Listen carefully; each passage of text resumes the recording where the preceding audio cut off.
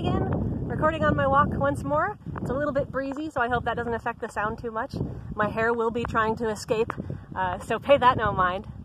This week, the walks have still been lovely, but they've also been super weird because it's like kind of cold, but the air is so humid that I just always feel like I'm sweating. So looking forward to whatever big storm this wind is bringing in to try to blow some of that off. It looks like it's off and on. Last week, I talked about religion, and I figure I should alienate the rest of my audience by talking about politics, so that's what we're going to do today. About a year ago, I started to learn a few things about how politics and political parties are understood in countries other than the one I live in, which is the United States. I've been reasonably politically active for all my adult life, which is, you know, a little more than almost a decade and a half. And I thought that I had a pretty good handle on it until I started listening to people from other English-speaking areas discuss it, to say nothing of not majority English-speaking areas. So I've been learning a lot, and one of the things that has really shaped my understanding over the last year or so is something that is almost not talked about in like mainstream U.S. politics among people who are not hobbyists of this sort of thing. I wanted to share it because I think that it makes a lot of my opinions about things make a lot more sense than they do in the context that we are handed in the US of A. So I am in a parking lot here, but I have brought the tools. So let's go to school. Okay, so here in the good old US of A, we basically just have two parties, right? You got your donkeys and you got your elephants. R stands for elephant. And if you want to vote for somebody else, like, you can, but, well, it looks like a face. Ah! I hate only voting for two parties, says that face. But, like, nobody else is going to do that, and you only get your first pick. So pretty much everybody does one of these two. There was a really great video this past week by Renegade where he really aptly describes some of the problems that come with only having two parties, namely that they turn into a dialectic, and like, if one of them says one thing, the other one has to say the opposite, even if most of the people in the country agree. So if one side says, well, I'm for, this kind of tax, the other one has to say, well, I'm against it, because everybody has to be able to pick. And so you get these kind of arbitrary piles of policies assigned to each, and nobody's going to get everything they want, and it's kind of a mess. When I was becoming an adult and getting introduced to these, and I would ask people, what's the difference? It was always kind of a confusing answer, right? Nowadays, it's gotten so polarized that even though still most of the people I meet are just normal folks who basically want to be safe and basically want their neighbors to be safe, there are some outliers who don't feel that way, but I'm lucky to not have them in my immediate vicinity right now. Not least because of the quarantine, but, you get like, oh, this is the conservatives, and they think everyone who doesn't look like a striking family resemblance to them should be in jail, and these are the progressives, and they think everyone should change their name to a number so that there's no pretty name privilege. And, I'm making things up because I don't want to be too scandalous here, but it's a big old fight all the time. However, this is not the only way that it can work. Most places don't have two parties. George Washington didn't like the idea of two parties. There's a whole lot of other stuff. And if we were to zoom out, we would see that there are so many other possibilities. Just like last week, I want to make it clear that I'm not, like, telling you cosmic truths here. I'm telling you about things that your shrub dryad thinks are interesting. And so you can tell from how simple this is that it is not actually going to encompass the whole complexity of human society and people's opinions about how to run it, right? So let's get that out of the way. Still, this has been a useful tool for me.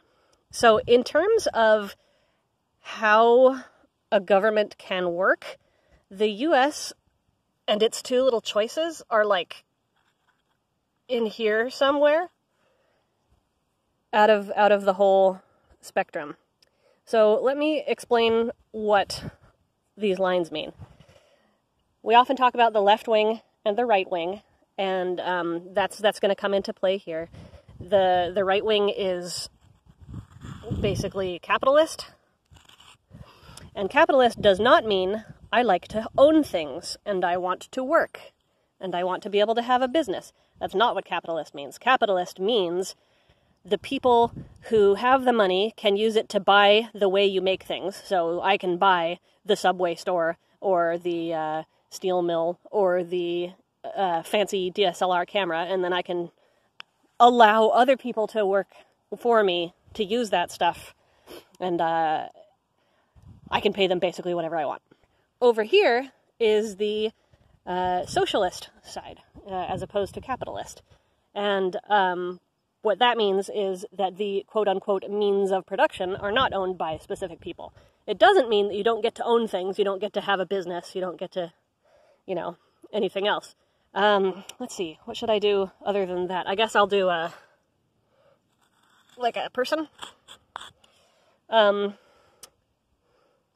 Which is quite biased, I suppose. So let's not pretend that I'm coming into this without an opinion. But,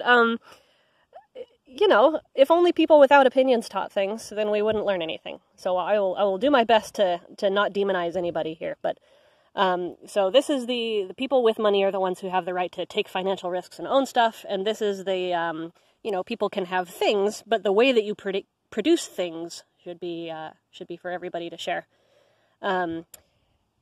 There is this other axis, though. This one up here is the authoritarian axis. So a really strong government. I'm going to draw a little castle. There. Strong isn't actually the best word. A strong state, perhaps. A state that has a lot of powers. So there is an organization in this society where there are people who are in charge of it. And it's very codified and very organized. And most people who live in the society are not part of the government. Down here, you have what has two names. One of them is anarchism, and the other is libertarianism, depending on what part of the world you're in. Now, that's the picture that has really been interesting to me, is these four ideas. And the fact that the U.S., broadly speaking, is going to be capitalist, and it's going to be a strong state government. We have representational democracy, which does not equate to direct democracy. We have a whole lot of executive orders getting passed these days, which completely bypass any kind of voting. So both the Democratic and the Republican parties are up there. And anybody that you hear getting described as an extreme left-winger, keep it in perspective. Nobody who is currently in a position of public office in the United States is an extreme left-winger at the federal level. I'm not familiar, of course, with everybody on every state level.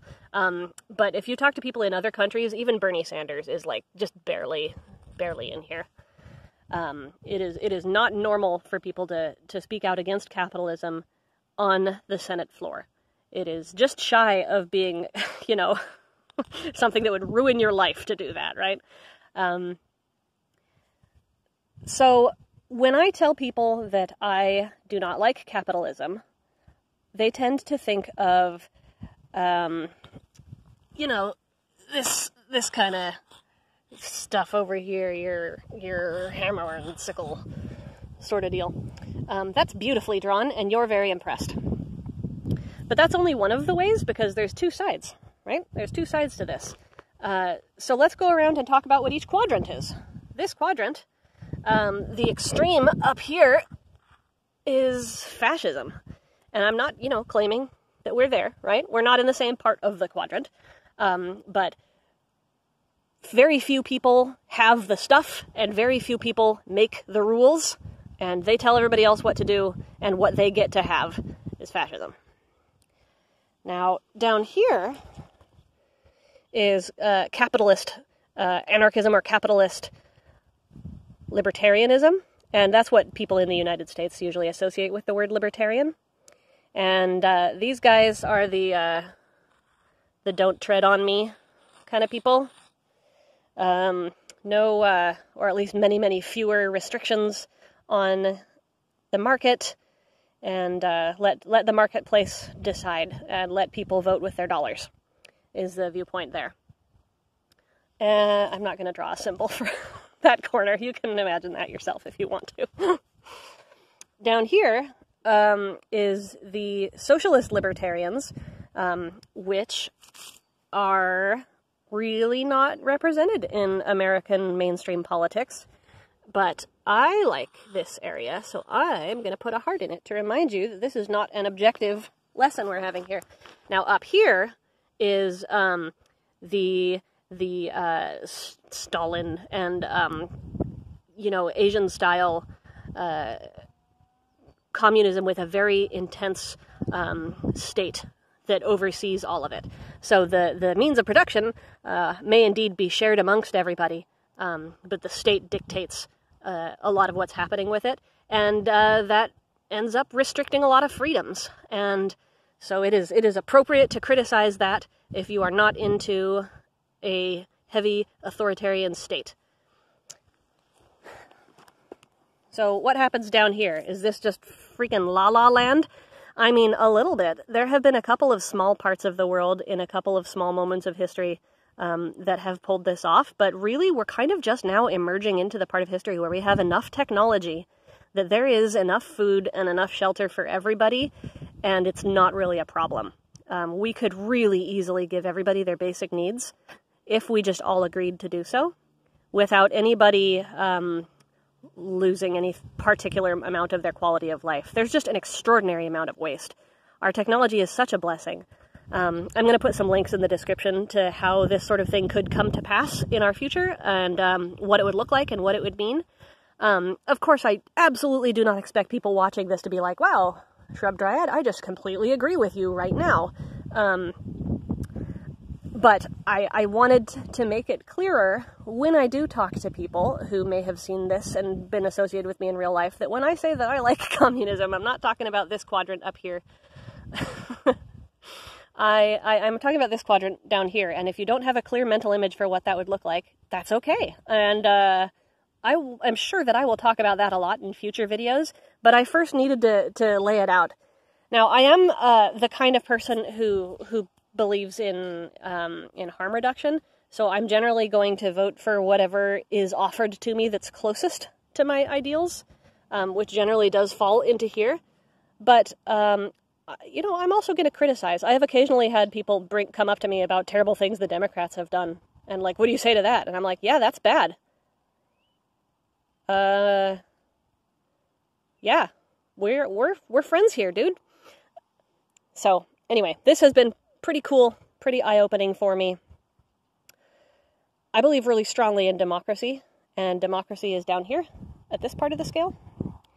There are, of course, other spectra that you could make graphs out of. This doesn't touch on social freedoms, for example, so gay marriage is not particularly on here. You could say that it's a freedom sort of a thing, but you could also say that the state is deciding who gets to get married, so it's not really a capitalist thing. I guess weddings sort of cost money, but like, do they have to?